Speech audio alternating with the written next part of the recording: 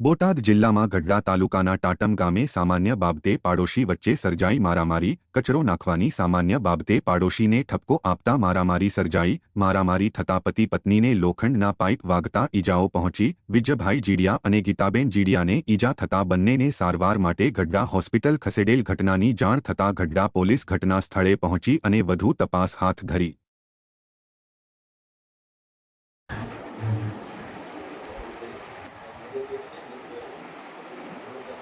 મારામારીનો case છે.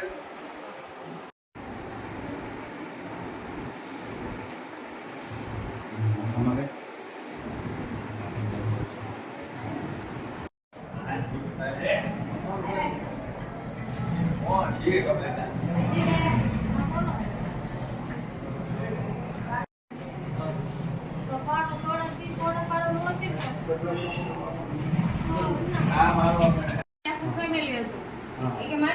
તમને વાગેલું છે. મને પાઇપ મારીશ મને હાથ તો હલતો જ નહીં. તમારો કેસ પેપર કાઢી લ્યો. બે